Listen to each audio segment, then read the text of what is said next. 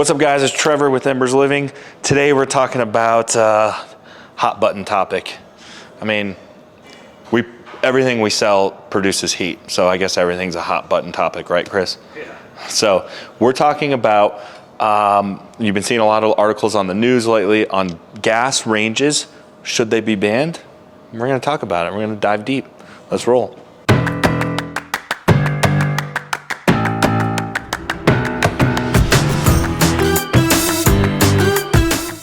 Don't forget, if you're new to our channel, subscribe, like, do all the things. Check out our new golf channel, by the way.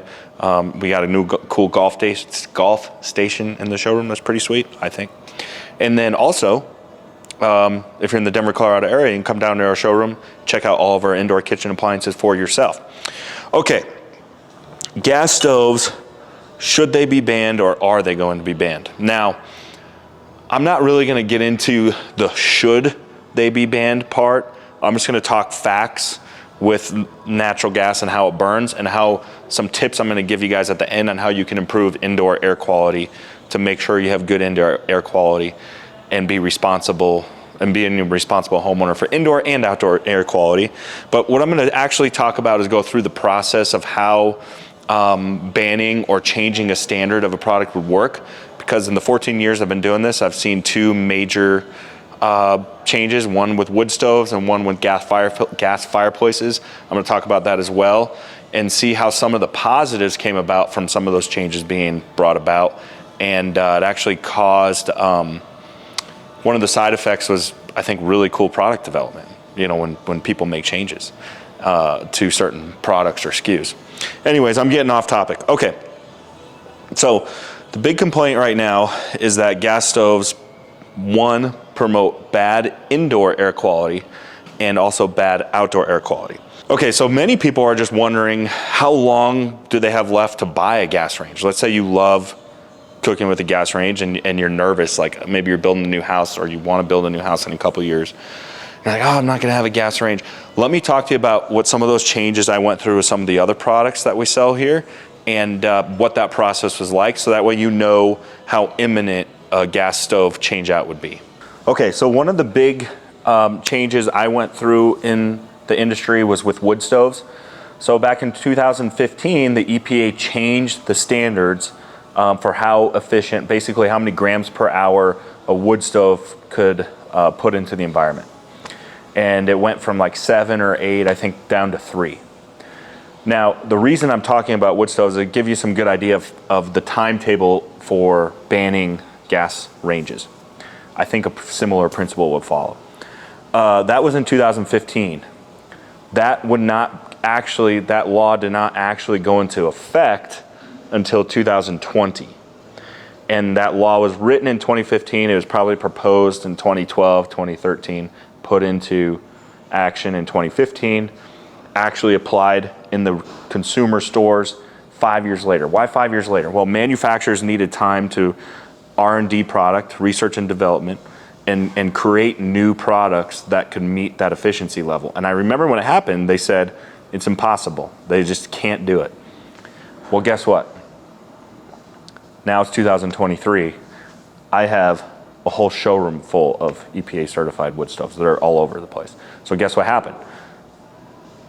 Manufacturers figured out a way to develop and innovate and create products that actually were more clean burning.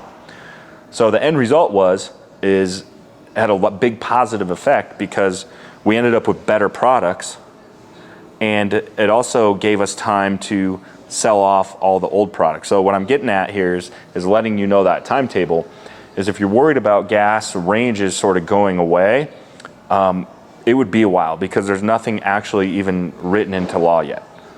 And then from that, I would assume they would give manufacturers time to, one, sell through the products they have, or research and develop and come out with awesome new stuff. We're gonna be talking about induction cooktops too in this video a little bit. We're gonna save a true versus for another time. All right, what was another big change that I went through in the industry? All right, another big change that we saw in our industry was with gas fireplaces. So this happened to be 2015 too. In 2015, there was a law that was in effect that all gas fireplaces had to have a mandatory safety barrier. What that means is there's a layer of glass in there, but there's a safety barrier that prevents yourself from burning yourself, or really it was for kids. That law was put into place for children. And I remember even thinking at the time, man, safety screens are really ugly, like no one's gonna want that. You know, kids should just know, like if it's hot, just to stay away from it, just like you would a wood stove. But ended up getting put into law. Same thing, it was years before, and they gave manufacturers a couple years because they had to change the depth of the fireplaces so it could have a safety barrier that wouldn't be too hot to the touch. But again, positive outcomes. Positive outcome one is they became safer. But two, I think a really unexpected thing that came about was people wanted to avoid safety screens altogether. One way to do that is they didn't say you had to have a safety screen. They said the glass couldn't be hotter than 150 degrees or something like that, which isn't hot enough to like send you to the hospital or anything. As an end result of that law being passed, an entire new product category of gas fireplaces came about. Check this out right here. So this is a double glass unit. So it has 2 layers of glass, so no safety screen. But this outer layer is always cool to the touch. One, it looks awesome. But two, it allows for functional artwork, and then we're basically redirecting the heat up and around your television, your artwork, and still going into the room. So you're still using the heat of the fireplace, it just isn't right here. Hang with me, guys. If you're watching this video for ranges, I'm getting to the point.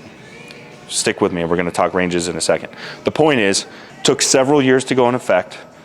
End result was, product was safer and cooler. Ended up with a really cool new product category, which I still don't think would be around without that law going into effect. All right, now back to gas ranges. So obviously I'm not gonna get into a lot of, you know, should or shouldn't they be banned.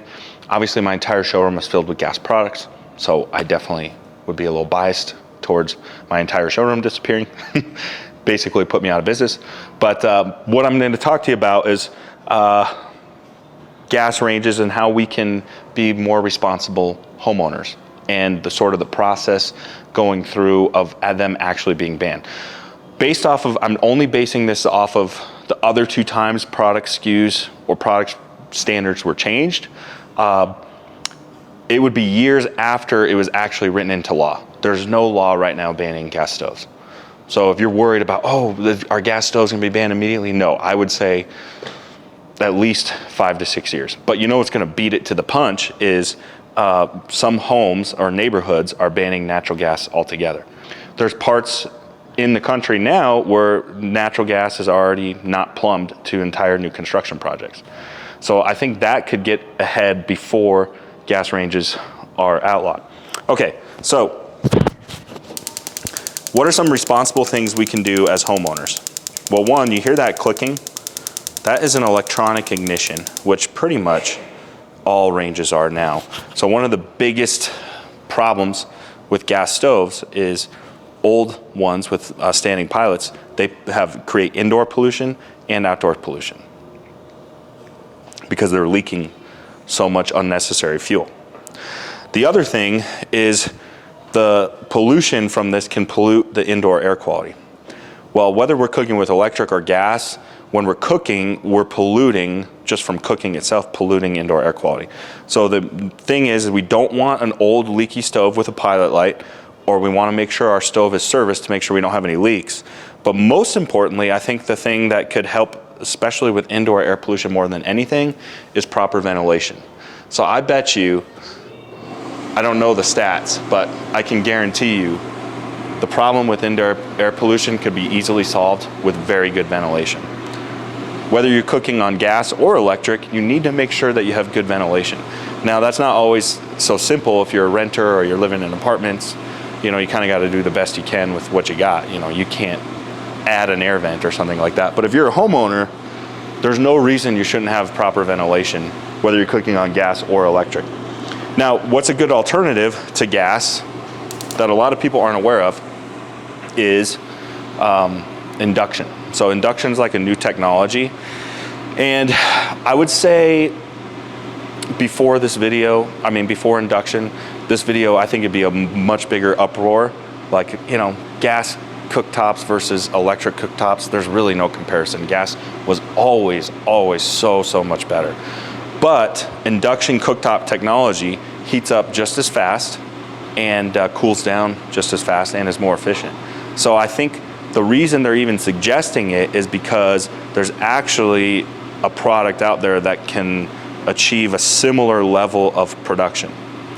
Versus, like, let's say our gas fireplaces, electric fireplaces cannot even come close to producing the type of heat and production or efficiency that gas fireplace would. So there's not even close. But with ranges, now we have an alternative product that can be just as good. And I think that's a key feature with the change out. We're gonna do a video on gas cooktops versus induction cooktops, and we're gonna do like a versus video. We're gonna see which one can boil water faster. We're gonna do all the tests. So stay tuned for that video. Okay, so that's my take on the subject. Like I said, I'm not gonna dive deep into my own opinion. You know, I'll leave that for you guys to put in the comment section. But here's kind of a summary of the idea of gas stoves being banned. Number one, it will take quite a while. Number two, in my history of products being changed or altered, the end outcome always ended up positive. We ended up with better products and safer products.